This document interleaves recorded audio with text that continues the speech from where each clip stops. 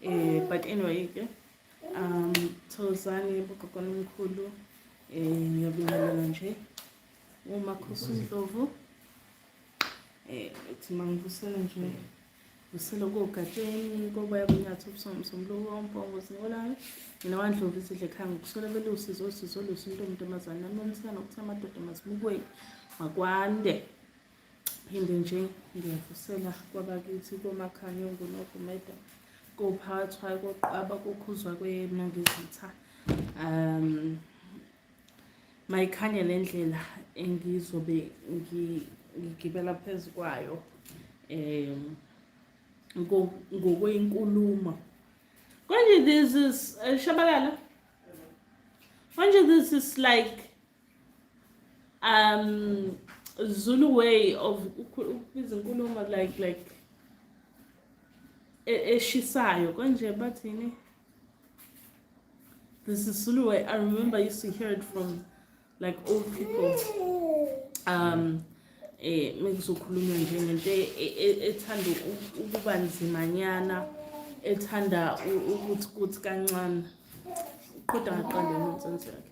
But yeah, so ngiyanibingelela nje ngithi ukuthula kwabathandazi noma ngithi amen kwabathandazi nabalaphi nje that actually watch my channel. I appreciate it so much, you know.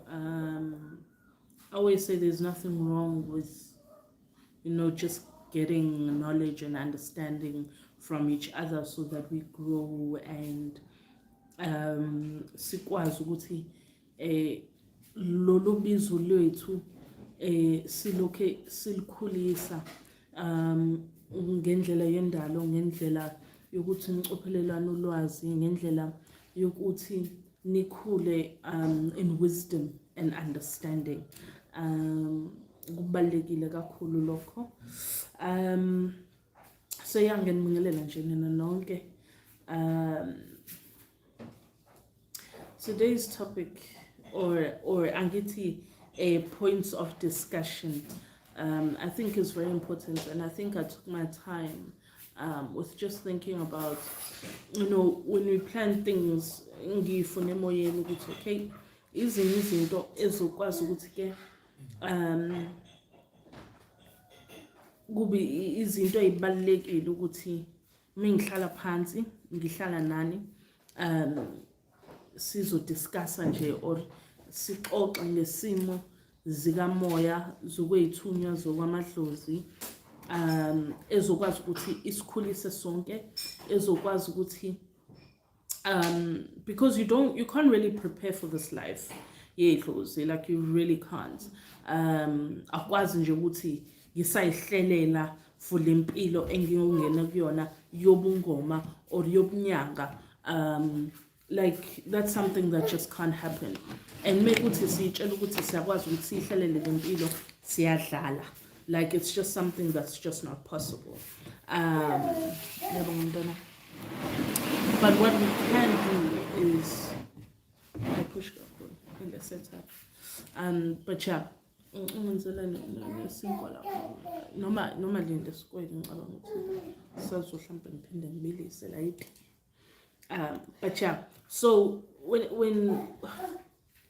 when you think that you can prepare for lempilo, usukuzikhohlisa, because there's nothing you can do or say that can prepare you for what's coming. Nothing you can do or say izokwazi ukuthi kufaka kwe-mindset yokudila nalento othi usayoyiphakamisa, because ultimately i-department yenhlangano, because by essence of ukuthi usayuthwasa ukuthi uthunyiwe noma ubiziwe, number one ufika umuntu ongasekho watshela ukuthi or wakukhombisa ukuthi nazi impawu zokuthi kunezikhwama ofanele uyiphakamisa, yabo. So you are basing everything on dreams or visions based on dead people. You are basing things based on a voice that speaks in your head or your mind. Maybe it's diagnosed abelungu kahle kahle, but si schizophrenic or si bipolar, you know, or sometimes when namhlanje uyavuka uvuka ugogo uthile or uvuka umkhulu uthile, kuba nama emotions that come with that, and then bese kuthiwa ne-depression. Awuna depression, uhlushwe izimo ongakwazi ukuthi uzihlaziye, ongakwazi ukuthi ube ne-understanding yazo, kuze ukwazi ukuthi ubhekane nazo ngendlela obizwa ngayo ukuthi mawubhekane nazo noma uzihlaziye esimeni sakho uqobo. So izinto lezi ungakwazi ukuthi uzihlelele because usuke ungazi ukuthi kahle kahle lolu hambo lukuphatheleni. Lolu hambo, when it comes to inkinga wena as a person ofika nazo, nenkinga ofika nazo as the spiritual beings that you walk with, that cannot prepare you. Uyayibona lento, ayikho into ongayenza ozokwazi ukuthi ube ne-understanding until you start to walk through the situation. Lento ifaka nani, you know, mokhula ukhulu ufundisa ukuthi abantu bayahamba emhlabeni, abantu, you know, bayashona, siyabangcwaba and so forth. So you grow in the knowledge of people pass on, so people die standardly. But mhla umuntu mhlambe osondelene nawe eshona, kunalo sizi nalezi zinto ezenzakalayo kuwena ongakwazi ukuthi uyichaze kahle hle, esiyibiza ngokuthi sizilile, or we are mourning the people that have passed on. Kodwa buhle nolwazi ukuthi lo muntu angashona nomnini. Every day mesivuka asina guarantee ukuthi sizovuka. So nabantu siphila nabo mekuthi balala asina warranty efikayo ukuthi okay, lo muntu kusasa uzobe evukile. But still it does not prepare you ukuthi lo muntu angahamba. Uyayibona lento le. So it's the things that we know can happen, but we are still not prepared for. So that is something that just tells you ukuthi in life, no matter how many times you can psych yourself or uzitshela into ethile, you know,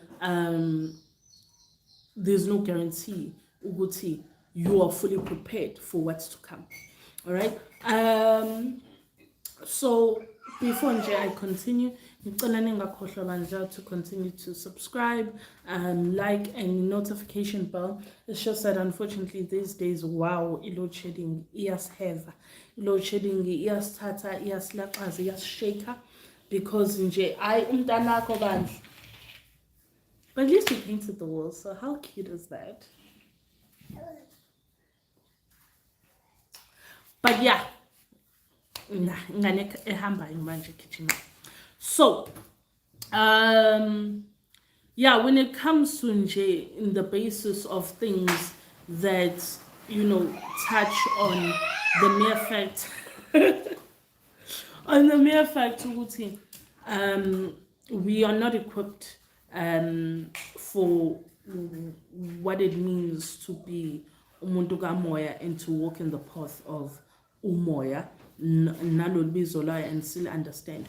But bazalwane, la ngifuna ukuya khona with today's discussion, right? Number one, I think I'm at the point where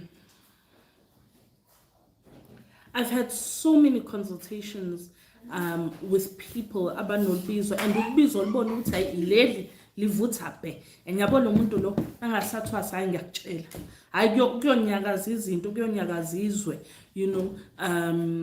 And the one thing that fails me each time when I have somebody that I consult and ngimtshele ukuthi okay, or mengithi siya discuss, you know, izoqala ngimtshela ukuthi ngibona ukuthi nokuthi bathi abadala u1 no2 no3 bebese kwembulelile kona, you know. And umuntu ashuthi yes mhlambe wambulelwa into ethile or yenzeka into ethile, whatever the consultation entails. And then kube khona last figure khona whereby mhlambe abadala will ask ukuthi lo muntu lo wasithathelani wasisa lapha ya ukuthi kuyogama ngathi, you know. And you know, it became a common thread with people. Some it was a case of ubesabe nga understandi umuntu othola uthi yena naye betshela ukuthi lade khona mhlawumbe akunadlozi lapho or kunjani, you know. But because bengazi ukuthi where else to go, you know, they powered through and they did what they needed to do, you know. Ngize ngisho kwabanye ngithi yazi lento ngempela empilweni iqondile ukuthi iphambane ukuthi wena mowazi ukuthi abantu or umuntu uzomenzelana avela kulo impela ozoganga ngayo, you know. It's a sad thing but it happens. So where my concern now is ukuthi ke namhlanje ngizonjulela ngichazele ukuthi umuntu onedlozi how they move, right? You know, how they move. Umuntu onedlozi ofanele ukuthi idlozi alibuzwa. Whether you know about idlozi or you don't know about idlozi alibuzwa. Idlozi ulibona kwisimo somuntu, ubona kwisiqu sakhe, ubona indlela aliphatha ngalo, ubona ukuthi umuntu it's like umuntu othwasile, there's no question ukuthi lo uthwasile noma ayi lo sayihloshela intwaso, you know. Akukho ukuthi uzibuze ngalokho. Whether you understand the life or you don't understand the life. Because bottom line, there are things and there are ways that communicate before you even go to the person and have any kind of level of communication with them, right? Sibaningi senza ama video and that's fine. My thing is I try by all means to stay away from YouTube when it comes to this because seyiningi izinto esengayibona and ngikhonjiswa abantu ngazo and they cause anger and frustration because into esilwela ezweni right now sibaningi esesivuka namadlozi ethu. Some of us sivuka namadlozi ethu not because sasizothwasa but sisivuso ukuthi ekhaya imsama ayikho, ekhaya labantu ababefanele abathwase abathwasi babalekela izintwaso zabo, ekhaya uthola ukuthi sebangena emabandleni kodwa futhi abangeni kuleli bandla hayi bo poison.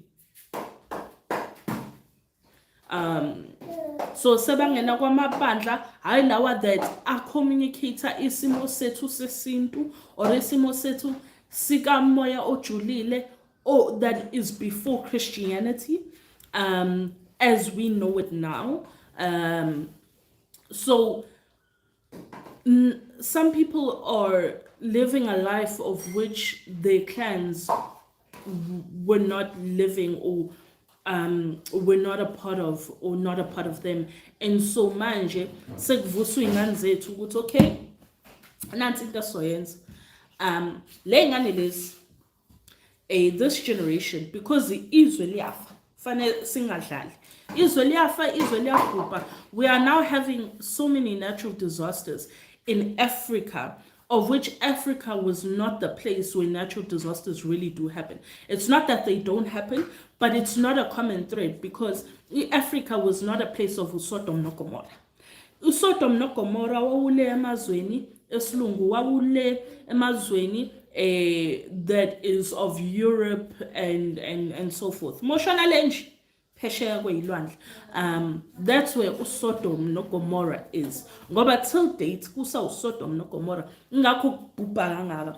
But manje lokho kubhubha sekwathatha kwafika la eAfrica. So manje kunezinto esizenzeka la eAfrica ezenza ukuthi amadlozi avuke ngolaka, amadlozi avuke nomsindo, amadlozi avuke kambi because kwathina self ezizwe limnyama sithatha iphiwo zethu soyifaka emabandleni ezingabhadlile, amabandla angcolile, amabandla angaphili ngegama. That in itself ukuthi lamabandla lawa amisiwe ngoNkulunkulu kodwa amiswe ngezinto zobumnyama. You know, sithatha lezo iphiwe because some of us are meant to just be ituna. So whether you're in a westernized church or you're in a isonto lawa yamatende or whatever that you are doing, uthola ukuthi sithunywa sakho because uyasinyakazisa on that level. Siyakhona ukuthi siprosperishe, right? But mozosithatha nasisithunywa uyosifaka la kumnyama khona.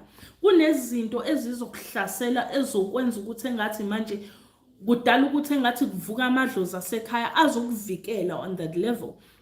So uthola ukuthi umuntu mhlambe onobuthandazi esethwasa nobungoma ngenxa ukuthi naka nabadala athi no, because nathi hayi ngoba singekho sikhona ukuthi siyazi ukuthi umuntu ofanele alawule phezulu kwempilo yalomntwana ingelosi yezulu. So now it becomes a case of sibaningi esesivuka nomoya wobungoma, not because we were called, but now we are forcefully being put under isimo sokuthi kumele sithwasele abantu ababengathwasi or fanele senze izinto whereby kuma imsamu ekhaya so that everybody else is protected. You know, I'd have this thing whereby I remember there was a twasa that was getting so frustrated. Athi, yena kubona into zakhe ilunga uyathwasa but akayiboni inqubekelo phambili. The bottom line is it's not for you ukuthi ube nenqubekelo phambili. Wena okwakho ukuthi ulungise esimeni salabantu ohamba nabo and then uphakamise izikhwama zakini if you are meant ukuthi uphakamise izikhwama zakini, but it's not ukuthi wena to live this life of ubukhazikhazi. You know, it can so happen that ube nento ezinhle or ube umuntu obusisekile esimeni somnotho, but it's just not a case of fanele into yakho nje kubu living my best life. You know, into yakho ubizo lwakho is to better other people. Hence why you'll have umuntu athi yazi ngifike lapha abantu zibalungela izinto kodwa mina it takes forever. Reason being is that your core job or umsebenzi wakho as umngoma or as umlaphi is to consistently better other people and heal other people, and help them reach where they need to reach, or connect them with their ancestors in the manner that they need to connect with their ancestors. It's not about you, you know. And you know, I would say that, and sometimes it comes off as harsh or just ukuthi nama ngifuna umuntu anothe lalela edlozini. We're not meant for brokenness, we're not meant for poverty. That is not the case. Mina umuntu mengibona umngoma ohluphekile ngalendlela, I have questions ukuthi wena wenzani kwidlozi lakho ezokwenza ukuthi uswele kangaka. You know, wena wenzani emadlozini akini ezokwenza ukuthi bangasibona isidingo ukwenza sure ukuthi mekuthi ufuna ukudla inyama ube ne-ability ukuthi uyidle leyo nyama. Mekuthi fanele ingane ziye esikoleni ube ne-ability yokukhokha school fees ingane ziye esikoleni. Kunezinto that idlozi needs to fulfill, you know, without it being a case of wena uneyimoto eziwu-10 kwakho. You know, wena uhlala kwi-triple story, you know, wena uhlala umuzi wa 2 million. If you live in that, that's great, you know, but that's not what intwaso is about, you know. You need to go into so much hardship and understand the basics of ukuthi sometimes kuba nesikhathi ukufanele uhlupheke khona so that ube naleyo training yokuba nozwelo yomuntu ongenakho. If you always have, or you in this space of into zami hlezi ngihambela kahle, kunalento ukuthi ungabi nokwazi ukunderstand umuntu medlule ebunzimeni, okwazi ukum-advise umuntu or ukuthi umsize umuntu umlaphe ngisho emoyeni. Mekuthi nje wena wazi ubuthebelele, you know, owazi what it means ukuthi yabo manje ngizilela ukuthi le nto le engafuni ukulunga izolunga come hell or high water, because abadala or idlozi linami, you know. We are just meant to be better, and choose better in the face of adversity and difficulties. Ubunzima tina, we are sijime ngakho ubunzima, you know, and because sijime ngakho kunezinto esikwazi ukuyi-understanda ekujuleni kwazo, because we know how life is really structured. We know the secrets of impilo, and we know how to unlock those secrets so that izinto ziyasebenzela. Now, having said that, umuntu onedlozi njengoba kade ngishilo ekuqaleni awumbuzi umbona ngendlela ahamba ngayo umbona indlela anyakaza ngayo. You see the interaction and how they deal with things when it comes to somebody else. There's a level of I need to help you be better. I need to be your therapist, your psychologist, your advisor, your guide, your mentor, your you know, abangoma kakhulu were always in parental roles when it came to the community and when it came to people because of their abanye bazothi the openings of their chakras, ne? Labantu abathanda ama-chakra, right? There's ways in which as umuntu kamoya your different levels are opened in terms of wisdom and understanding and patience, and there are just ways in which uvuleleke ngayo emoyeni with not ngokubona ngomehlo but ngokubona ngokomoya that makes you in essence thriving to be a better human being no matter what, you know. Kunezinto ukuthi uyazilwela ukuthi noma kuthiwa kunzima kangakanani kunoline ongawucrossi because of the openings within you that tell you ukuthi this is a path that I need to just go down in order for me to truly retain self and to be able to consistently have an open road between mina amadlozi akithi noNkulunkulu uqobo. And the assumption of mhlambe because amadlozi we don't pray or we don't have that connection with God. We have the most connection with God because there are ways in which we have been equipped to view life and the world and the people around us so that we are able to be abantu ababacathulisayo ngokwenyama emhlabeni in order for them to be able to one day bahlale nabantu bakubo, you know, ukuthi one day mhla uhambe emhlabeni ukwazi ukuthi wamkeleke nabantu bakini, of which is where heaven resides.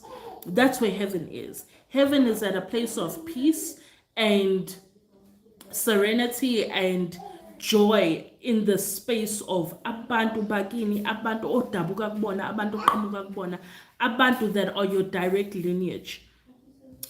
So umuntu wedlozi, there's just ways in which they function, in which they do not abayiphazamisi leyo nto and abayicindezeli leyo nto, and they don't make choices or decisions that are going to disrupt that.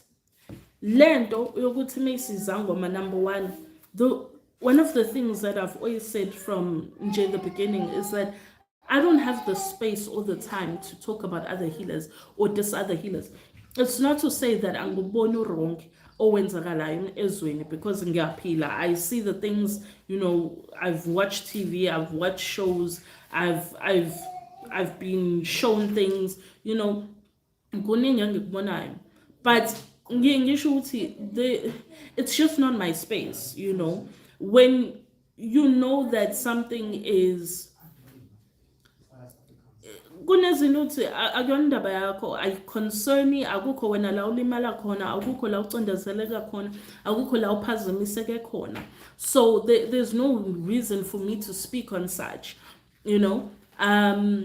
The only unfortunate thing is when you see things happen is that it gives people the assumption that that's what ubungoma is, and it is not. And igcina idala abantu umuntu angene edlozini. You know, I had a matwasa engaxosha recently, I think like a month ago, and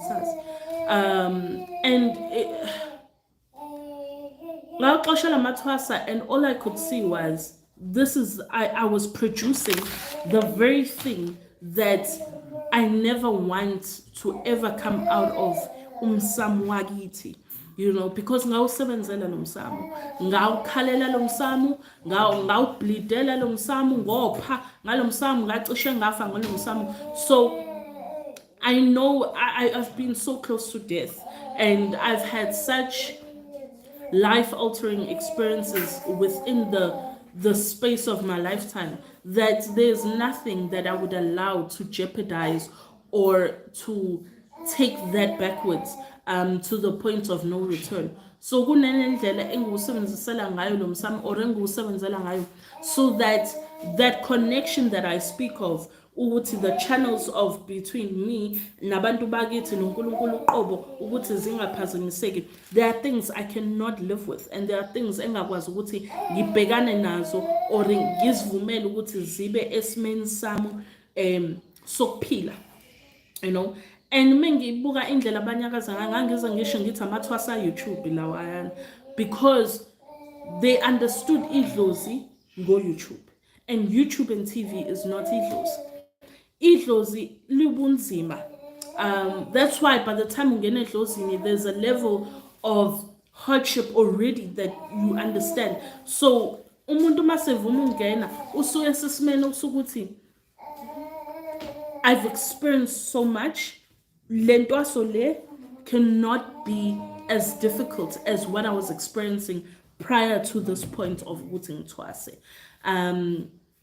Mesicula sithi you know, ngathi ngiyagula bathi nginamanga, you know, banesono lwabo, because ukwazi ucula usizi lakho, uyazi ukuthi lento oyiculayo isisindo, uyazi ukuthi iyakhalisa, uyazi ukuthi kunezinto odlule kuzona ezifuna ukuthi nje umphefumulo uthi uhlukane nenyama, but you know, so the songs of idlozi speak of so much pain, because of where you came from prior to ungene ephehlweni. Now the experience then with the phehlo is almost like a point above, because stripping umuntu wenyama to the point where kuphakama kahle lo muntu oyidlozi, it's harder than ukuwasha izitsha, ukushanela, ukulona, ukwenza igceke. It's harder than all of those things, you know, dealing with yourself and facing yourself and ukuhlukanisa lenyama nempilo ade uyiphila nobuwena that you thought you knew, is harder than anything that you can experience, because at this point of intwaso you now have to face the fact of, one, the life that you thought you were living is not it. Two, amaphutha akho zonke izono zakho up to date, yonke into wrong oyenzile neyenziwe kuwena, it comes to surface. Izinto odliswe zona, uthakatha udlule kubona, yonke into kuyaphakama la, kuyaphakama, kuyavuka. We are dealing, we are facing inkinga onazo on a mental capacity, in terms of mhlawumbe ama-trauma ongakadili nawo, or uthola ukuthi izinto ongakabhekani nazo eyisindayo osudlule kuzona, whether be, I remember when I spoke about, you know, relationships and idlozi, you know, kwaba khona ugogo othi right now she's living for her children, because ubaba inganyakhe, I think umshiye nengane isancane, you know, and that's hard for her, and umshiye nje wayentombini, or whatever the case may be, and it's tough, you know. So you have to deal with relationship issues as well, and you also have to deal with the fact that you lose everybody in your life that is not meant to be there. Everybody that you thought was a friend, everybody that you thought mattered in your life, everybody that you thought was there for you, you lose them. Because manje awusababoni ngale ndlela ade ubabona ngayo before. Manje usubona yonke imikhuba abayenzayo kuwena, ubona zonke ingcindezi nabade beziletha, ubona ubaphupha ngisho behlangana nabanye abantu ngegama lakho, uyibona yonke leyo nto iyambuleleka kuwena. Ubona inkinga zasekhaya, ubona othakathayo, othakathakathi, ubona okuhambela kuphehlela amanzi, hey, yonke leyo nto comes to be. Now this, asikhulumi ngemisebenzi, asikhulumi ngokwasha isitsha, asikhulumi ngokwasha ibhodo, asikhulumi ngokupheka. Physical labor is nothing compared to dealing with yourself. And people don't want to deal with themselves. They don't want to deal with the hard truths that they have to face ephehlweni. And ephehlweni, everything comes to surface. Mobile bad, that doesn't heal you on that capacity, then you will be isangoma that's always in limbo of how to move and how to do things so that you get the healing that you need in order to prosper on a spiritual level and on a level yenyama, because the alignment is something that is hard to come by. Lento ukuthi uvula ama chakras akho ke, njengoba ngisho abantu banga chakras, there's different levels of chakras that you need to open, right, within yourself. The same way, Bungomeni, there's different levels of yourself you need to open in order to reach alignment. None of those levels can open accordingly, correctly, if ungazilungisi wena as a person, ungadili nezinto ezikuhlukumeza umoya or ezikwenza ukuthi ungakhona ukubhodla kahle, ungakhona ukuthi ukhulume kahle, usho izinto ezikuhlukumezayo emoyeni, usho izinto ezikuhlukumezayo emqondweni, usho izinto esezenzeka empilweni yakho ezikuphatha kabuhlungu, ezikusindayo, and then also facing the fact that people are going to, come together in the name of Ndazela wena. And that's okay, that's okay. And reaching that point where that's okay is work, reaching that point of understanding what umuntu obumuntu. And because umuntu, it's okay. You'll be fine. Reaching that point of sometimes you have to go through a period where you are lonely, where you feel like you have nobody, where you feel like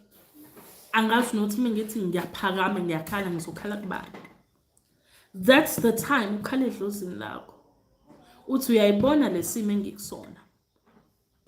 So if there's this assumption ukuthi uPhehlo is hard, I'll tell you exactly what happens ePhehlweni. ePhehlweni kuze kuvuka idlozi uyasebenza, kuze kuvuke lo muntu owalala 400 years ago, 500 years ago, 800 years ago, whatever your age is edlozini or age lo muntu ohamba nayo, whatever it is, kuze vuke kumele ukuthi unyakaze.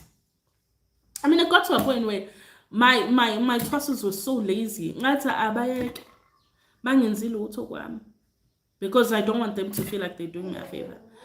Kwabona bahlula ukwashi amabhodwe abo, ukwashi isitsha, umuntu awashi isitsha sakhe. That is difficult.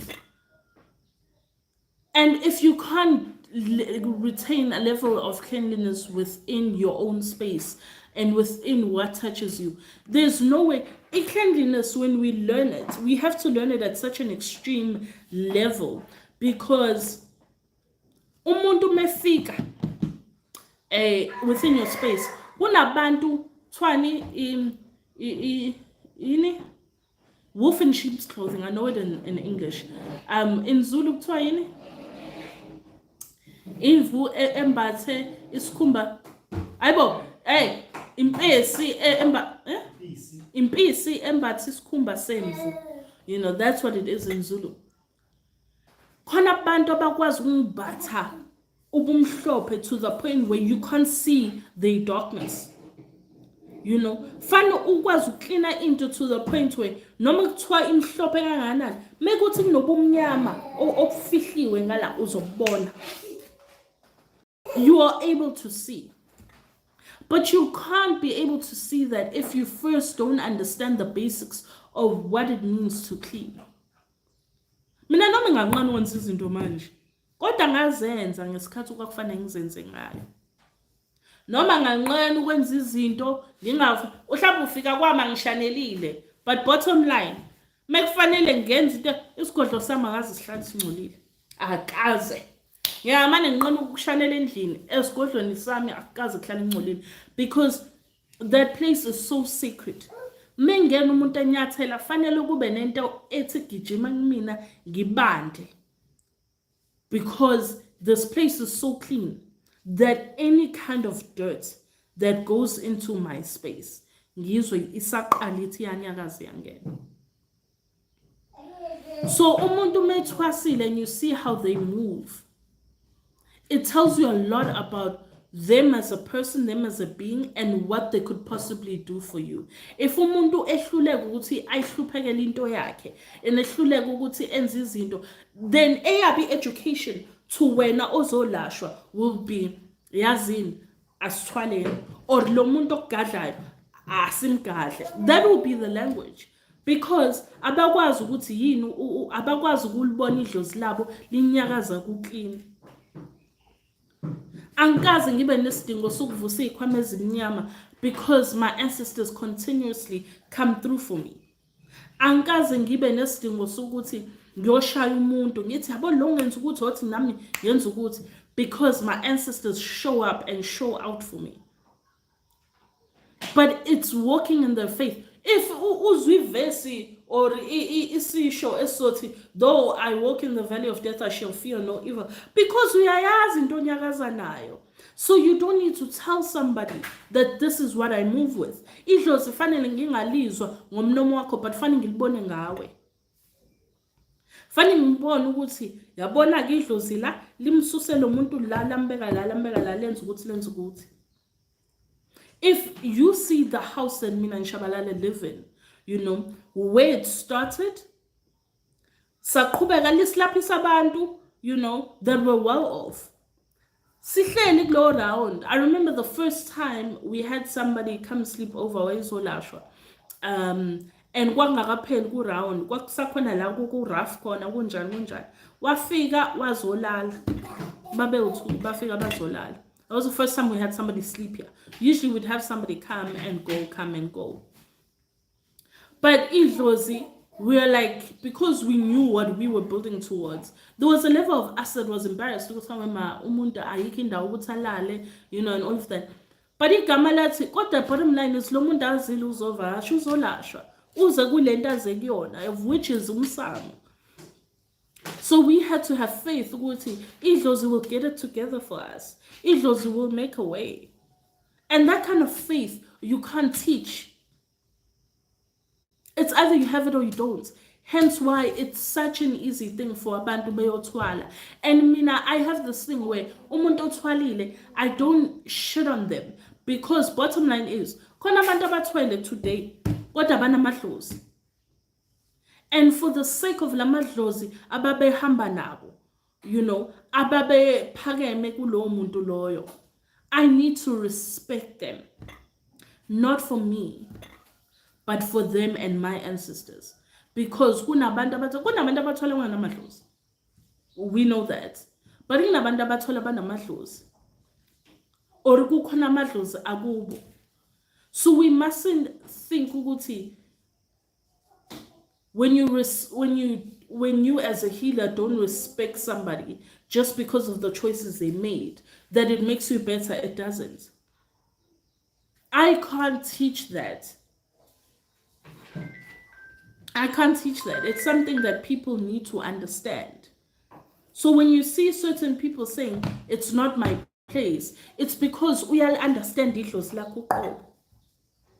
And most of the time, people will make. I remember I was being uploading video. I'm no shabana on TikTok. And then while I was posting in TikTok, I heard somebody call a healer's name. Ngendlela enokudelela. Athi yena uyathandaza. Yabo nje mofika kuyena othandazayo. Yena ukwazi ukukhipha izinto ezingakhishwa. Angikwazi ukutshela wena ukuthi wena uthandaza kungqongqi isilwane phakathi umuntu. If you can say it in a manner of disrespect, isithunywa. I've dealt with ithunywa so much. Ithunywa zideleli. Isithunywa noma singaba naleyo attitude, because sonke sinento zethu, we mustn't lie. But there's ways when umuntu has come into their alignment with isimo sakhe somoya to the point where umuntu oyisithunywa, they don't have the ability to be disrespectful or ukudelela umuntu ngaleyo ndlela, as if manje siyagivana. Ayikho into singagivana ngayo. I know my place spiritually, and my place and my space does not require me ukuthi ngibe back and forth nawe, because then I would be taking myself and ngizehlisa to your level. And if we were on the same level, then we would have the understanding of, you don't know what has brought me to this point. I don't know what has brought you to that point. So let's have a level of understanding and respect of each other. Isithunywa lezo. Isithunywa siyamazi omunye umuntu. Isithunywa sinesizotha. So mesithi kuthula kwabathandazi noma sithi amen kwabathandazi, because we recognize ukuthi they are peaceful spirits. They don't have that level of attitude of yazi njena usibanimani hana sigivana ini. Mina don't have that capability ukugivana nomuntu. Mina ufuseke. And mase ngithe fuseke sekuphuma le dlozi ke alokho ixoxisana nawo lizokutrapa. But nalapho is self-control that requires you to say, let me not open that door, because whatever door you open when it comes to your spirituality, on a level yobunzima that is going to come. So noma kuthiwa wenza kahle, everything you're doing is right. It's not to say you're not going to go through hardship. It's not to say that now izinto ezimbi ngeke zikufica, zizokufica, but ngeke zikufica in the manner of which bezokufica ngayo if you were doing things ngendlela wrong. Into esasihlula ukunderstand ukuthi siyaphila sabantu but also sabantu bomoya. So inkinga zasemhlabeni is not ours. Kunezinto zasemhlabeni zenyama esingazona zethu. Awukwazi ukuthi uthi unedlozi. Kodwa wena every Tom, Dick and Harry whether umuntu esilisa ngisaba ngisho nokusho, but isande lakho akukho la ngingazikhona. Nawe as umuntu osifazane inkomo yakho akukho la ingavuleki khona. Wena uhamba nje ulayisha, nawe umuntu esilisa uhamba uthulula. Base mesenezilwane lokho nithi ngiyathakathwa. Khona abantu abangathakathwa. Nihambe niyilanda. Kunabantu abaselugcina. You know, I think I spoke about this once. There was a place that you know, angifuni ngisho ukusho, but khona indawo, you know, where uGobela wayelala. You know, I think I was like a year in as a sangoma, had been a year as sangoma, and then I hear this ukuthi, you know, khona umlapho ukuthi endaweni ukuthi yazi into ehlupha ngayo uyasebenza, but ehlupha ngayo nje enithwasa elingenayo ulala nayo. Leyanto khona abantu abathwele kodwa bengathwele ngoba kunendlela esebejwayeza ukuphakela ngalidlozi, to the point where lobo bunuku will follow them throughout their life. Lobo bunuku will follow them in everything that they do. So abasakwazi manje ukuthi bangalo lapho ke wena ke uthwasa ke naku kamandla akho ayadonseka, because bottom line is akwazi ukuthi wenza inkonzo ulale nomuntu while you're in a place where you're trying to connect to your higher self. But akobela bayenza. Now unuko owajwayeza idlozi lakho ukuthi yena ufanele alale nabantu bamadlozi. Ukuphakela lento eyisisilwane esiyakhekile kuyena. Kunezilwane ezakheka through izenzo. Because bottom line is sihleli phansi kwemoya emibi. As you sit and live, there's darkness that will surround you automatically. Kunalokho ukuthi buthunyelwe, obunye buqhamuka ngokuthi when you have light within you, kunezinto zobumnyama ezizokulandela standardly. Kunezinto zobumnyama ezizokulandela, and because kunobumnyama obukulandelayo, then uzokwenza ukuthi lobumnyama bunamathele buphakeke ungabusafuni ukuhamba. Kunomuntu osathi uyamlapha uthi uyamphalazisa, uyamqhumisa, uyamgezisa, umenzani athi ayisolokho ekhalile, hayi lesilwane asifuni ungishiye. Isilwane esisinamathele kwidlozi lakhe because of how they carried themselves. The power of sexuality when it comes to your spiritual self is beyond words of explanation. So idlozi ukuthi lihlolele inqunu. There's a joke I used to say lana ukuthi izinqase zangoma ziyabiza. Siyabiza isinqase sangoma. siyabiza isinqa sesangoma. Awuvele usibone nje. So if then they give that freely, already you should know something is wrong there. Idlozi, there's a way it carries itself with such pride and ubukhosi. Laleli, ubukhosi lobo. We wear this as our crowns. Ufawumqhele is your crown of ubukhosi bakho. Leyo nto ayihambiselani nobunuku, nokungcola, nomkhuba. Kunezinto ezenziwayo edlozini ezumkhuba, of which results in people never really taking the path of umngoma seriously. There's a way of which, you know, I think that's why for me, abathandazi will always have such high regard, because abathandazi look for no glory. Because they already know glory resides within them. They already know God resides within them. So they don't seek that from anybody else. Shela bathandazi banamhlanje laba abanye uthola ukuthi umuntu unezinto ezingacacile emsamo wakhe unjani. Mina nje umthandazi angim-understand umthandazi onethombe nama-statues emsamo wakhe. Mina umthandazi or umprofethi ulaythi ibani akhuleke akuhlole akuprofethe and then akusebenze. Labathandazi banamhlanje uthi umuntu ukhipha umuthi wenzani unless umthandazi onedlozi, of which now kunama steps owenzile ukuze ukwazi ukuthi lobu ngoma kungabi or lobu dlozi kungabi isindo phezu kwakho zomthandazi. I will never understand umthandazi mina onezinto emsamo ezinga-understandeki. Lama statues amnyama bovu anjani nale izinto agcotshwa izinto akwazi umthandazi nje into okuyibona emsamo wakhe yithusi enokuthi unethusi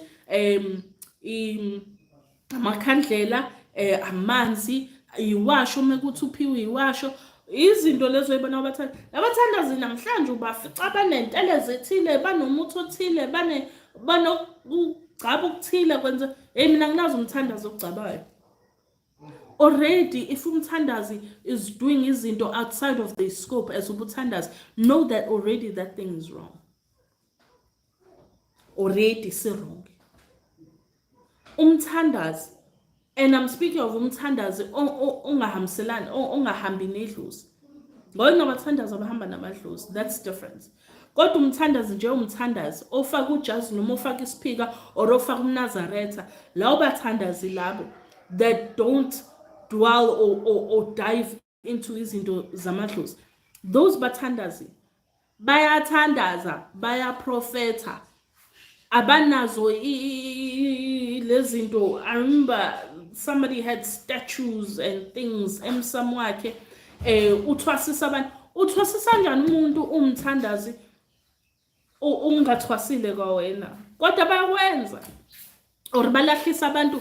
Umthandazi once wakutshela ukuthi uzokulahlisa umngoma, already lo mthandazi nje use wrong. Lo mthandazi unamashushu baleka ngeenyawo zombili. Ethi ngaco baleka ngeenyawo. If you're not doing that, then now usuyahlala. Nawe usunenkinga ejulile engachazeki esindayo. Awukwazi umthandazi ukutshela ukuthi wena ngikulahlisa idlozi. Even isangoma akwazi isangoma sikutshela ukuthi sizokulahlisa idlozi. Uyilahla kanjani into ozalwe nayo? Ulahla kanjani into before even wacatshangwa kwa umzali wakho? Already kwakunalento ukuthi yazi lo mntwana lo ozozalwa unal 1, 2 and 3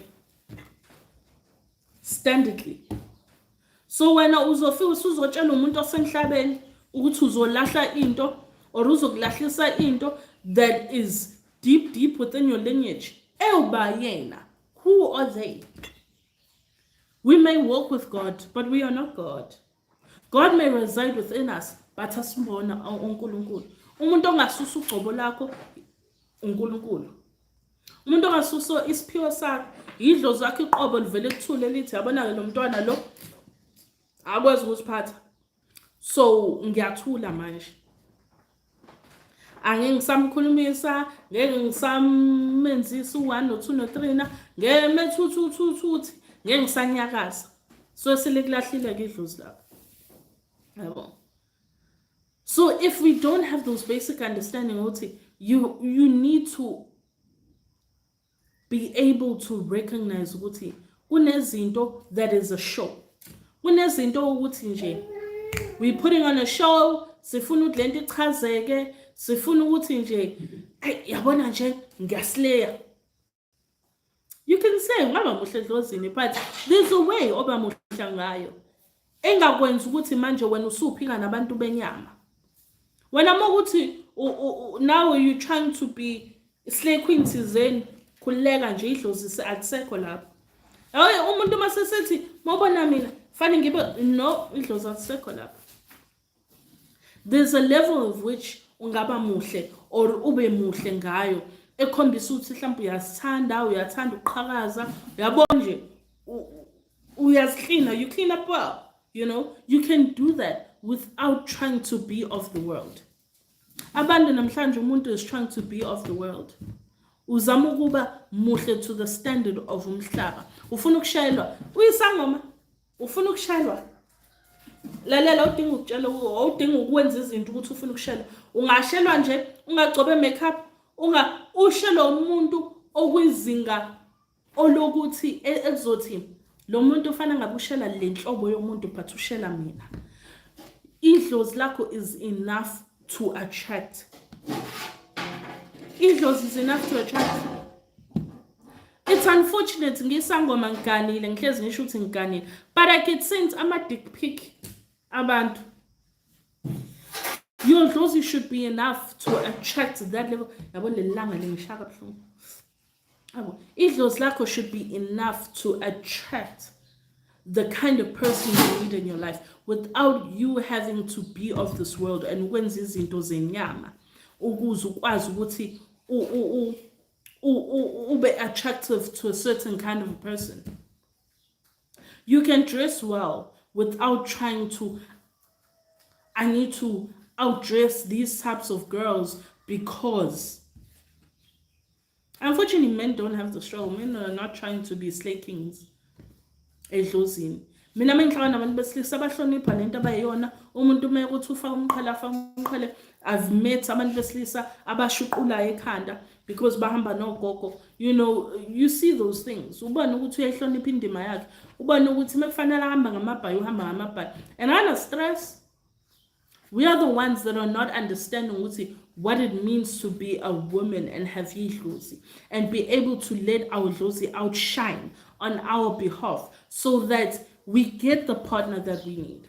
We are attract, because yes, uzoya attracta na imfuhlululu na izo attracteka phela. But there's just a way in which you carry yourself that is going to attract mostly quality that you need in order to have that kind of partnership with a person and build. Because tina sabangoma or tina sabantu bomoya, there's a way in which we need relationships to be structured and to move so that umngoma bethu aphazamisi i-relationship yethu ne-relationship yethu ayiphazamisi ubungoma bethu. These two need to be able to coexist without ukucindezelana. And when they do, becindezelelana, then the obvious choice is always idlozi needs to win. You need to always choose idlozi. Because when you choose idlozi lakho and when you choose ingelosi yakho, it protects the relationship. But if you choose a relationship, idlozi liyachitha. So mozophakela more of idlozi nesithunga sakho, yabo uzophakela umoya wakho more. It protects everything else. You do not lose anything. But if uzoyitshela ukuthi wena usazophika nabantu basemhlabeni, then awukakazazi ukuthi uyofunani. And labantu abathi bayalapha abasaphika nabantu bomhlaba kwabona self, alikho idlozi elisebenzayo lapho. Idlozi does not need to let itself be known. it already exudes ubudlozi babo. The way we handle clients and the way we handle conversations and things, there's reasons why khona izinto engaziposti, kunezinto enganankinga nazo, but there are things when you go to my social media that I do not post because there's a level of respect that I have to give to the people that come to me, because some of them are doing it befihla, not because mhlawumbe uthola bafihlele umndeni ukuthi uyalashwa, but bafihlela their enemies so that umuntu wenza uyitshela ukuthi usa blind lo muntu akaboni kanti umuntu useyisukumelelile into zakhe. If I'm then putting it out there that, oh, I'm healing this person and that person, or I heal celebrities, or I heal, like, whether you're a celebrity or you're not, or you're just a basic person, if you need healing, you need healing. I shouldn't have to market myself in my healing to enable to ukwanda umsebenzi wedlozi. Umsebenzi fanele wande on its own, without being a case of, I remember I had some weird celebrity call me, actually, do you know who I am? Yeah? Do you know I'm so and so? Okay, I don't understand the point of this call. You know, it's nice to know you, but what's the point of this call? I've been for booking consultation. I need it tomorrow. That's okay. I have a waiting period. I try to umuntu within a week and give ngimbolile. You know, it's so kunzima if you wait 2 weeks for me. But ultimately, ngizama ukuthi umuntu Meguti, for example, ukhokhe namhlanje for a consultation to what? So today's what, Thursday? Wednesday? It's Wednesday. Yeah. So if somebody is paid today for a consultation, ngizama ukuthi mhlambe by next week Wednesday. Or it's Thursday. Okay. Ngizama ukuthi by next week Thursday ngibe sengiqedile ngaye. You know, I try ukuthi ngenze leyo spacing. But ngeke ukuthi if when uthi ufuna ngibona kusasa then nje because of who you are. Healing doesn't work like that. Because I'm not going to benefit anything from having you as umuntu engimlaphayo. Because I don't market. Oh, by the way, I'm healing this celebrity and that celebrity and that celebrity. I've literally had people, even from overseas, from America, from England, from Australia, from Germany, from literally most parts of Europe, singi coverage in terms of doing consultations. It does not change anything. Kusu ubanga lokuthi ayidlozi lihle, hayi malifika phesha kwamazwe, hayi cha impela ayidlozi lihle Nkosi yami, hayi siyabonga umuntu omdala. Jabulele lokho. But ukuthi manje you need to alter and change labantu labo sukhulume nabo uthi ubona uNdlovu kusasa, ubona uShabalala kusasa, ubona uMthiyane kusasa, ubona uHadebe. So kufanele manje ke kube khona umchithayo kulaba kuze ukwazi ukuthi accommodate umuntu just because they're a celebrity. Healers don't work like that. Healers like literally have to heal based on the fact that somebody needs healing. Healers need to do what they need to do in order to ukujabulisa idlozi. Ukuthi ubani loyo olashwayo is not the concern. So if we are gonna be able to shabalala ngihlaba lelanga yo mhlambe donsa ikhathini.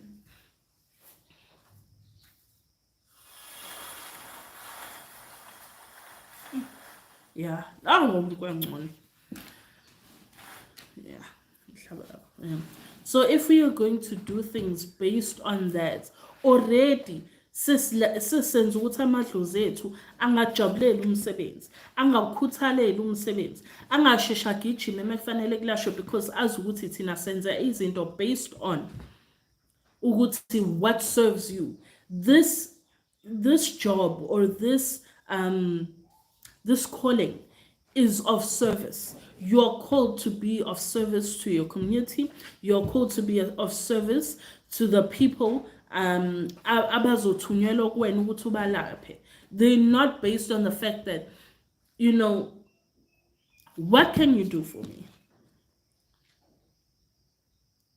What can you do for me as a person? Because if idlozi lami lingafuni noma ukuthiwa uzothi kuwena yazi Makhosi ngifuna ukuphi imiliyoni namhlanje, idlozi mekuthi alifuni lizowenza ukuthi lelo miliyoni uvele lishabalale uspend ungazi ukuthi manje where these expenses are coming from based on ukuthi akakafuni unginikele imiliyoni. That's what idlozi can do. So ayikho into engeyakho edlozini. Yonke into kusokuyisibusiso nesiphiwe from idlozi lakho ukuthi yazini because wenza kahle kumina nakumphakathi. This is what I'm going to do. This is how I'm going to bless you. I actually saw a question and now I want to quickly, before I move on,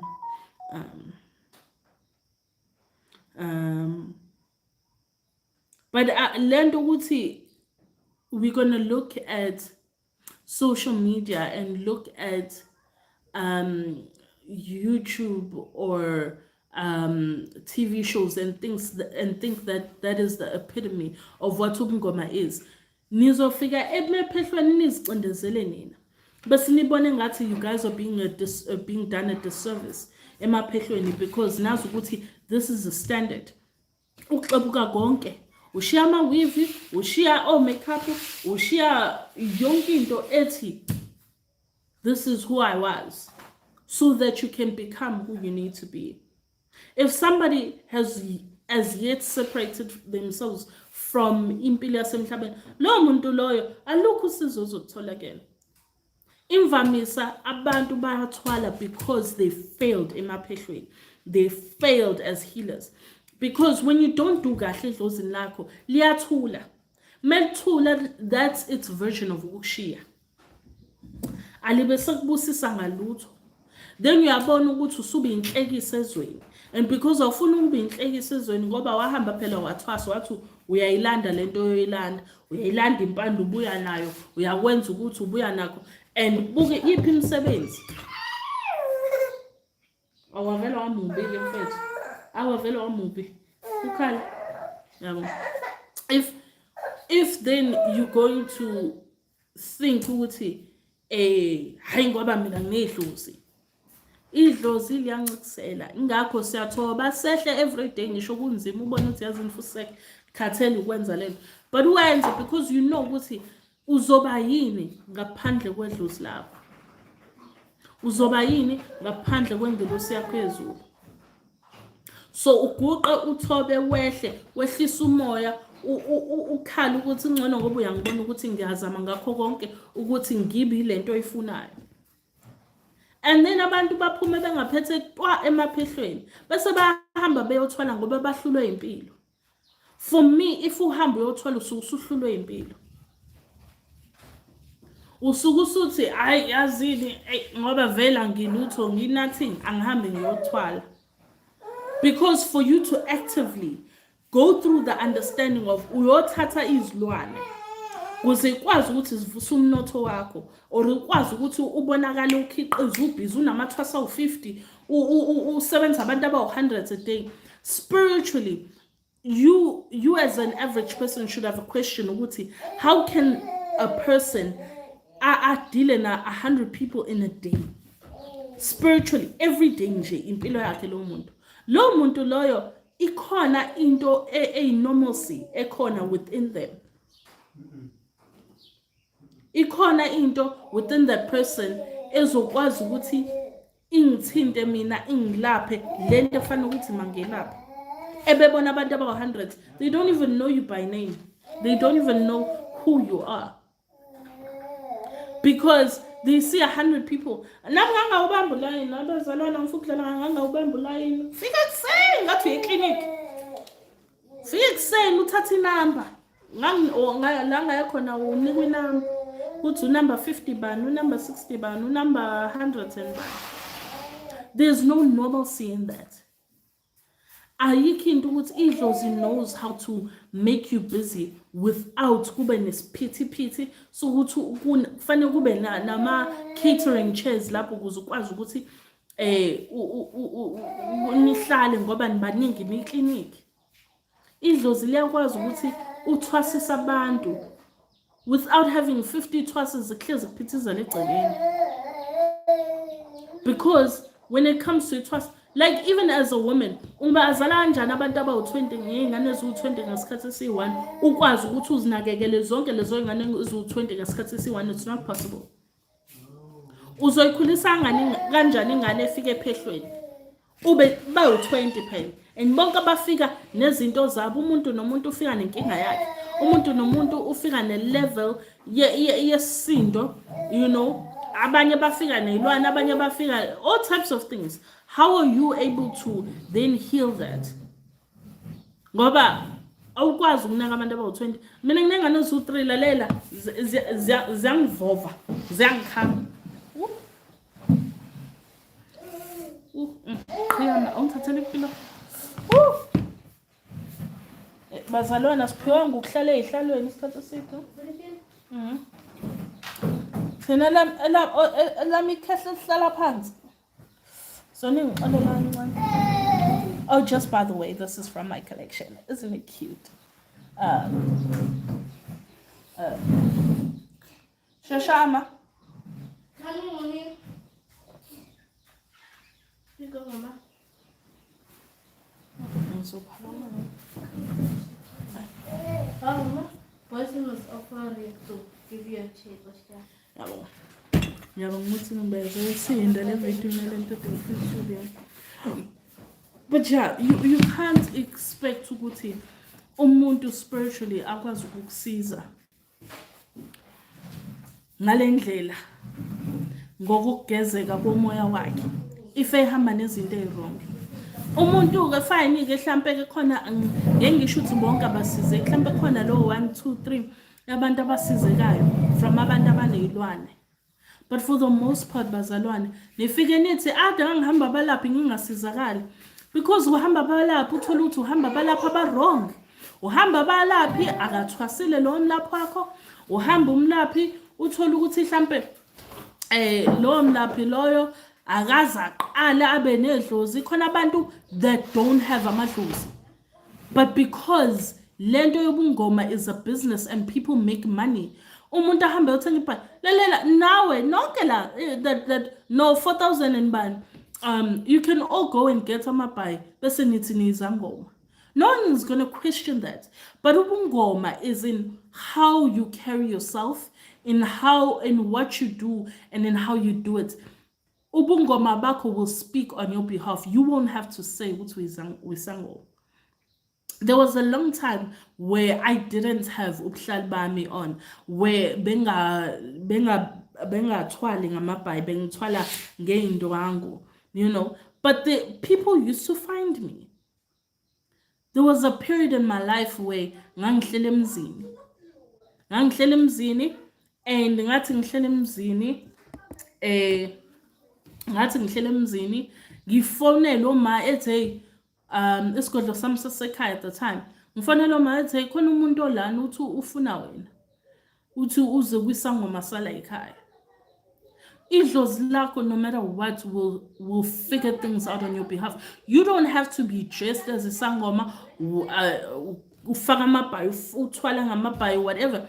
Uthola ukuthi uzithwalele nje ngendwangu emhlophe or uthola ukuthi khona lemshuqo yama design uyifakele wona. But there's something about you that will speak idlozi. And you can't teach that. It's something that is either within you or it's not. But people want to emulate and imitate lendo eti ngisangoma or ngumuntu onedlozi in a manner where they use it in order to cindezela abanye abantu. Mina ngedlozi lizokukhombisa already usulahlile. Idlozi alikhulumi kanjalo. Kodwa umuntu akwazi umqalekisa. Uthi nje yabo lo uyohlupheka impilo yakho yonke because of what they did to me. Ayakwazi ukuyenza leyo nto. But it's not something that should come easy. It's something that should come out of great difficulty because of what you have gone through based on that particular person. Umzali mekhipha isiqalekiso wayengasikhiphi ngoba nakho ehalela ukuqalekisa uyingane yakhe. Yabo ukuthi umdinile. Wayesikipha ngoba usukwenza okuningi usukudlulele kwadlula usathana uqobo wabona ukuthi yabo le isidinga uNkulunkulu isidinga abadala isidinga idlozi and uthola ukuthi sometimes akayikhulumi kuwena uyisho kuyena uthi yabo le inyembezi zami uNkulunkulu uzongiphendulela.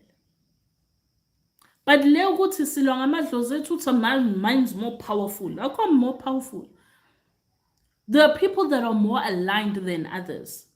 And so when they have access to iziphiwo zabo on a level that you don't, sometimes into ilapho ukuthi abantu there are people and healers that have worked so hard in their lifetime to align themselves in a manner where they are opened to accept and learn what it is that can grow them spiritually and grow them in imisebenzi yabo yamoya. And some people never reach that alignment. And when you never reach that alignment or that level of access within yourself as a spiritual being, then ube nenkinga yokuthi uhlezi uhamba udidizela emhlabeni because you are just unable or incapable of working hard enough to align yourself and separate yourself from what you need to separate from so that you can grow spiritually. Idlozi albuzwa uyalibona. Yekani ukuhamba abantu ngegama lokuthi umuntu ufake ibhayi or une YouTube or une lot. Mina, if I don't get any clients from YouTube, I'm okay because idlozi lami fanele bona ukwenze njani. And idlozi lami does. There are some people that will come from watching my channel, but for the most part, umuntu will tell me, you know, ukuthi hey ngakuphuphe entweni ukuthi and then wavela ukuthi and then kwenzeka ukuthi and now I'm here with you. Yeah. There are ways that people, if somebody needs to find you, they will find you. But lento ukuthi nifuna ubukhazikhazi, it comes in its own way if it comes from blessings from God and from your ancestors. And you need to understand what those blessings are and how they are structured. Because sometimes you get given little blessings so that uNkulunkulu namadlozi akini azobona ukuthi how you would carry yourself with big blessings. Kunabantu abancishwa izibusiso zabo because abakwazanga ukuziphatha ngendlela besabusiswa kancane. Umuntu nje wabone no 50,000 ayibona ukuthi unemali. Hayi ke uzomane ndiza kedelela ukuthi hey mina nginemali ngo 50,000. So idlozi lakho lizokunika kanjani ku 100,000 usahlulwa u50. Noma likunika u50 ulidle in a way engabusisekile livele libone idlozi ukuthi yabo akho ngqondo la. Lingakunika u100,000. You need to sit and wait. And while you're sitting and waiting, you are aligning yourself, you are working for yourself, you are saying, God, see me.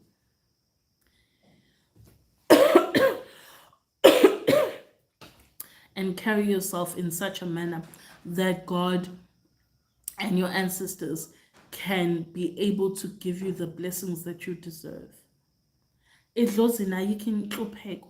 And ngiyalwa nomuntu oyitshela ukuthi kunenhlupheko edlozi nayikho. So logo mina ngabe isangoma ngisweli. I mean, I may be broke, anginamali. Yo ayikho. But if I have to do something, trust and believe, the money will be there. And ngenza sure ukuthi lento abafuna ukuthi ngiyenza leyo mali ngiyayenza so that they keep bringing it, knowing ukuthi umntanabo unayo ingqondo ukuthi abone ukuthi u1 no2 no3 ubalekile. And so I do 1, 2 and 3 and the blessings keep coming.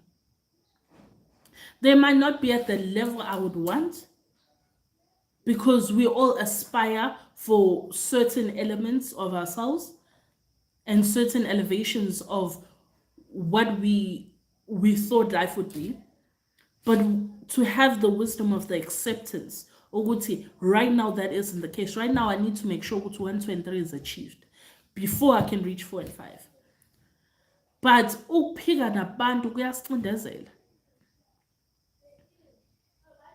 ukuphika nabantu kudala ukuthi sihlulwe amadlozi ethu. Kunabantu abahlulwa amadlozi. Hayi bengiqoba belingekho, belikhona, kodwa liyamhlula. Ngoba azazi ufunani. You need to be able to look at somebody and kube, especially uma ubheka umuntu onedlozi, kube nento kuwena that gives you peace.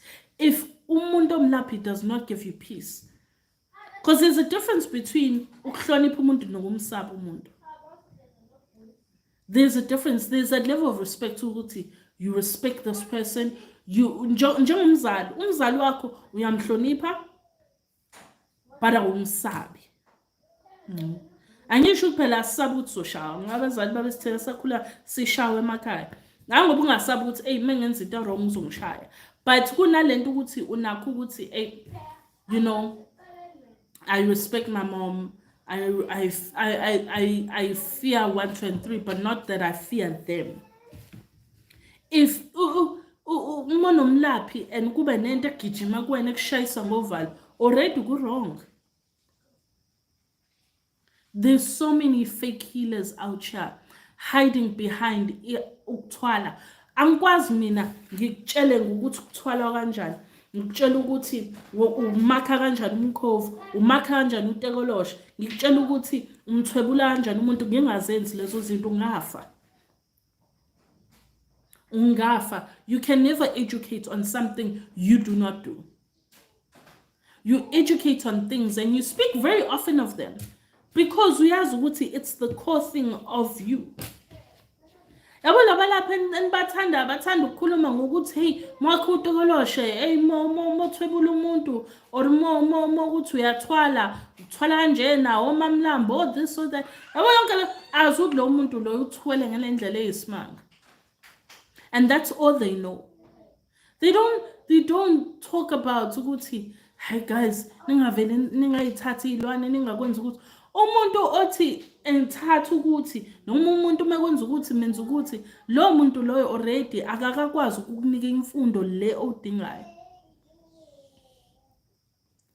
Abathakathi baningi, abantu abanganamadlozi baningi. And because you guys are still trying to learn, or for the most part laba basazama ukufunda, because usazama ukufunda and ukukhula and make decisions for yourself, that cannot be the education that you subscribe to. Akwazi ukufundisa umuntu ngokuthi indoda iyadliswa, akho indoda edliswayo. And I once spoke about this ukuthi yes kwandulo kwakuba nendlela ababemdlisa ngayo umuntu, whether it be the woman or the man, but it was the family that did it.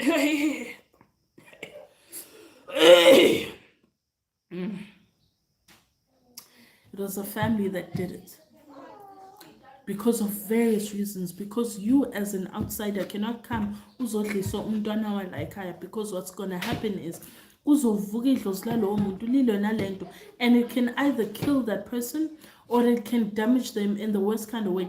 Hence why certain relationships are abusive. Not because it's gender-based violence, but it's because badlisa leyo ndoda leyo, maybe idlisa usephenduka indoda njalo mebona nibona isilwane. There are things that are happening emhlabeni esiphila nje kunjalo. They are happening on that level. And abantu abakutshela ukuthi njengoba uthatha lokhu, these are the implications. Instead umuntu kudayisela into ngoba azi ukuthi ufuna ukwenza imali, ukuthi ke iyenzani or injani kuwena akasangeni yena ngoba usayitholile imali yakhe. If you guys don't open your eyes and wise up and respect and fear for amadlozi enu, icabanga ukuthi azohlonishwa ubani, azokhuselwa ubani? Iwena umnini walelo dlozi, iwena uhamba nalo. And because uhamba nalo, lihloniphe, ulisabele, ulikhusele njengengane encane, ukuthi angakalokhu ngilihambe ngilifaka ngoba nakho umuntu is famous. Fame doesn't equal idlozi. Fame does not equal idlozi. Lezo zinto abantu bayazithwalela, abafundisi bayathwala, we know this all the time. Because bafuna kuba namasonto that have 200,000 worshippers and this and that and all of those things. Siyazazi lezo zinto. The mere fact that ubuthakathi nowadays has become such an open book to the point where it's okay. It's okay. Mofuna ukuthakatha umuntu. It's okay. Mofuna ukugadla umuntu. It's okay. Mofuna ukudlisa umuntu. It's okay. Fanele ngabe ngiyasaba. Because anybody that teaches that it's okay, fear them. Because lo muntu loyo kwawena uyilutho uyakuyena uyolashwa. Ayikho into angekakwenze kona mekuthi uyathanda. Ayikho into angekakwenze yona mekuthi uyathanda. But menizongawasabela amadlozi enu abiyimpumputha athengwe ngendlela athengwa ngayo, egcina idlozi liphenduka libe into that you didn't expect it to be because liphambanisiwe. Don't take your ancestors and just put them anywhere for the sake of. That's why I think, Mina, there's so much joy in knowing Uti.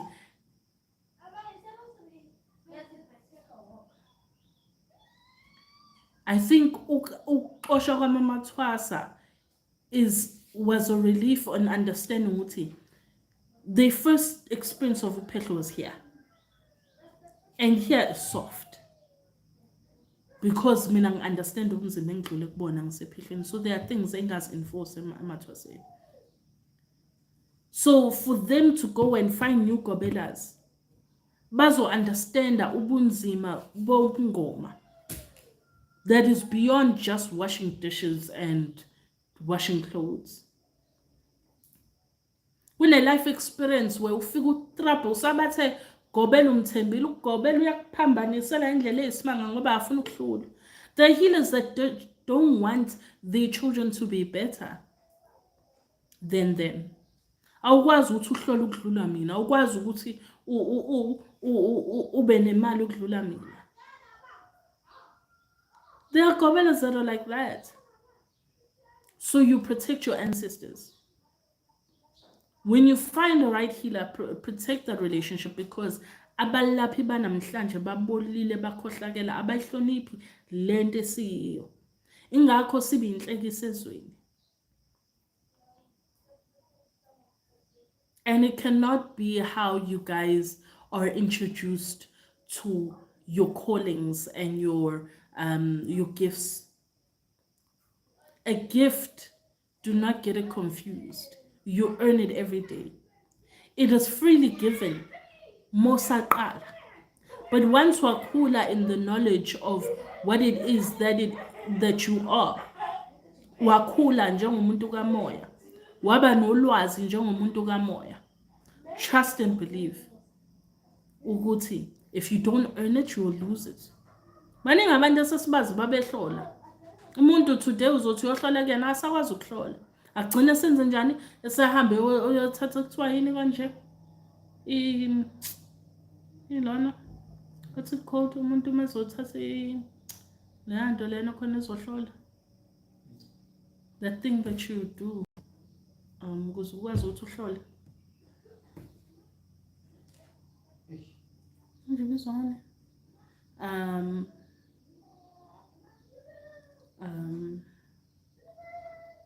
Shabala is of no help today. None. Nje bizwana.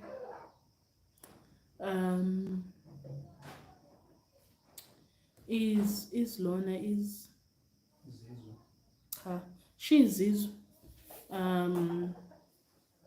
inhlanga. Ngakho umuntu abe nenhlanga zokuthi alona hlole because they've lost that gift and that ability.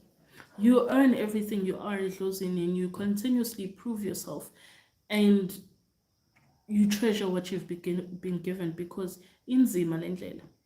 Inzima not because of the physical aspect of it, but inzima in terms of your experiences and the things that you're going to go through due to it on its own. Okay. Let me plug your extension. Okay, let me just try and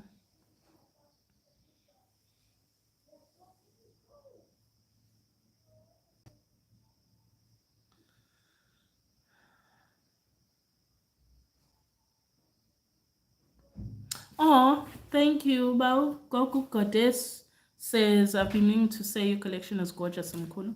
The dress you're wearing is my favorite. Oh, thank you so much.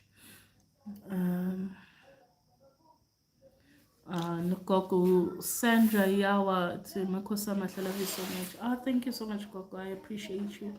I appreciate you so much. But yeah, I think I need to end this live. It's giving me a headache and ngifuna ukubhema. Hey bazalwane ngoba sesabhema. Hayi bandla, hayi idlozi ngeke ulwarante ngempela ngeke uzusho ukuthi hayi tethile will never happen. Cha malithe nje it will happen. Sisila. Sifica. Nangibona in that other video. So nje yeah, but yeah, bazalwane, I think we need to understand ukuthi as izangoma we are just called to be more. As abantu abayizithunywa we are called to be more. There are things within us that just require so much sacrifice. And if uzazi ukuthi it's not the road that you want to go down, ngeke ngisho ukuthi kungcono ukuthi ungawuvula umnyango at all then ungqongqoza uvula umnyango and don't go through the door, you know. But yeah, I think the takeaway is that you need to know how to spot fake healers. And it's very simple. I think people make it seem harder than it is. It's not. Yeah, but someone's presence on its own will tell you ukuthi unedlozi. 2, umuntu onedlozi ahlezi kugcwele abantu abawu-100 abawu-200 iklinikhi akuyona iklinikhi leya. Yes, indawo yokulashwa but ayinyamfuki. If there's a level of fear that you get from being in the presence of that person whereby kube ngathi inhliziyo yakhe iyabhawuza kunento egijimayo kuwena, already you know where you are. It's not it. Umthandazi does not have all these things that are like statues of things or tiko as it's called in the Bible. Akanabo gaxa kunamathanda gaxa obuhlali nanana gaxa ama-statues kuhlela emsamo. Idlozi does not need that representation. Ayidinga ama-statues na sithi abizwa ngani labo baba laba abama-statues okubabone ababafaka emsamo. There's no need for it. Abathandazi don't do that. Umthandazi emsamo wakhe uba namakhandlela, uba neyiwasho mekuthi usebenza ngeyiwasho, uba namanzi yeah, nethuseka abanamathusi and so forth. Le nje yokuthi kunemithi kunani kuyanyamfuka is not it. And also labantu lama healers lawa azokutshela ukuthi whether abathandazi or abangoma or a healer nje in general is going to say to you ukuthi angakulahlisa idlozi lakho ukuthi livalwe lingaphinde udinga ukuthwasa no those things. Baleka ngeenyawo zombili. Because you must know ukuthi you're in trouble. Awukwazi ukuvala into that you're born with. It's like cutting your arm. You're born with it. Why are you cutting it?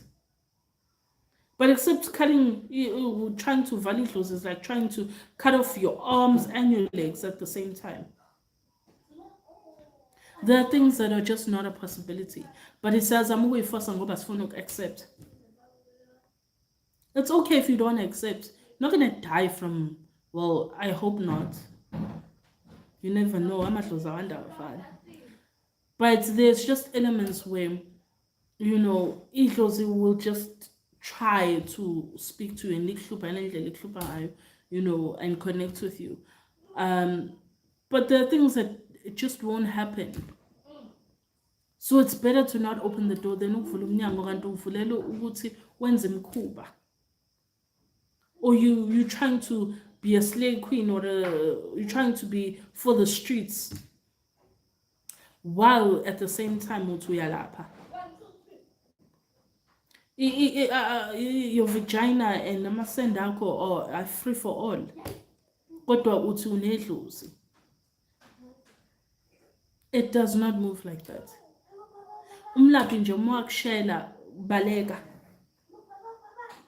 umlaphi ukuthi kunezinto azenzayo ukuthi to separate you from your partner. Lalela mina ayihlole people ubone ukuthi yabo upartner kalo wrong, but it's not my place to tell them ukuthi hey, your partner by the way is just a problem.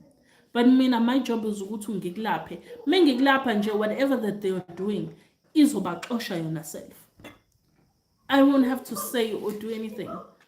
But partners that try to separate couples, I mean, say partners that try to separate couples, but abalaphi that try to separate couples, already there's a problem. Umlaphi umsebenzi wakho ukuthi ahlanganise not ukuthi abhidlise. Nabalaphi benababhidlizayo, I don't understand them. It's not the position. Our job is to always connect and create togetherness within people and not to separate them. That we need to leave up to your ancestors. If somebody they deem is not fit to be in your life, then they'll ensure that they're not in your life. That's just the bottom line.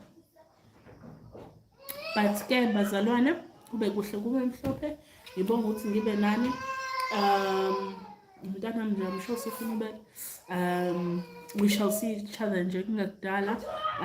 There's a lot that content that I've planned. It's just that a lot happens in my life that ngivele ngikhathale ngithola ukuthi ngisena energy plus ne-load shedding ayisizi. But I appreciate you guys.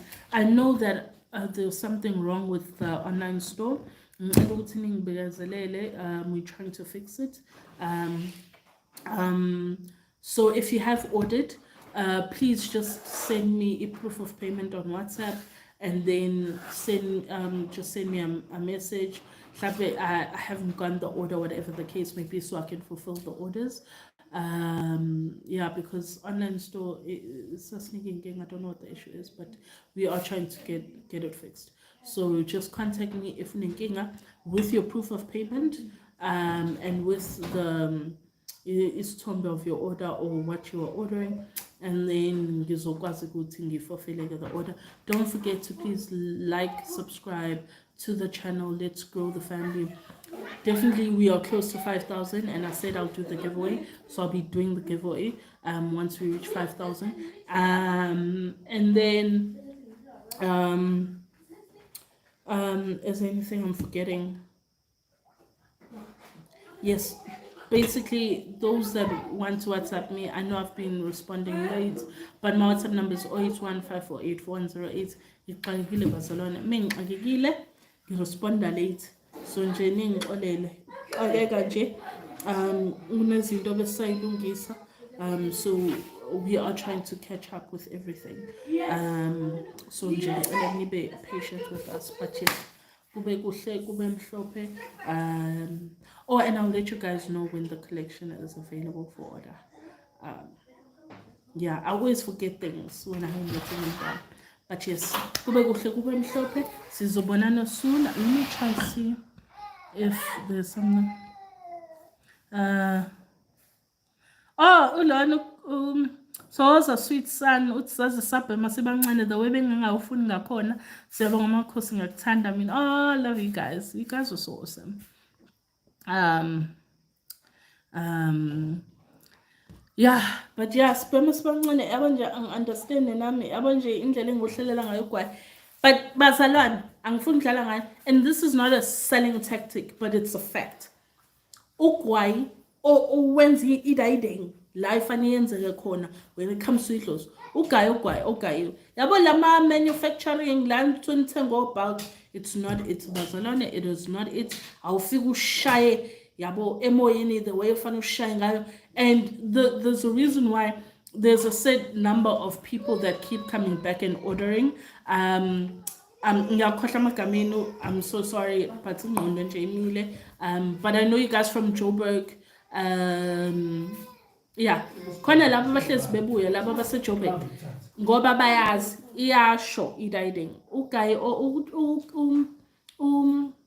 ugwayi fanele ugaywe from scratch and then ubheme uzofika ushayeke lo nje ukuthi ngiyabhema for the sake of ngithenga lama brands lawo ngeke ngiwaqhame ngoba phela sithi yabo, it's just it won't hit. Ugwayi uyawuzwa masubhema lo gayi ukuthi why wawuthwa ubheme, uyazi ukuthi ubone ngathi ukuthi Sure. Then you know what this is why my ancestors wanted me to bem.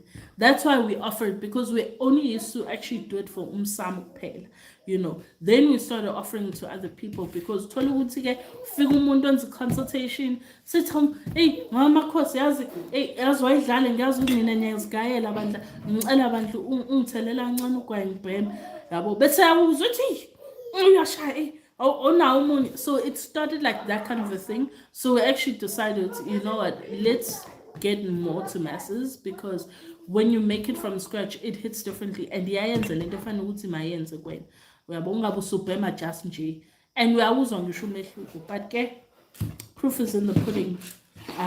So yeah, moving right along, kube kuhlobo mhlophe ngibonge ukuthi nibe nami ne-load shedding akapho guess ngisho yeah. Let me try in this now.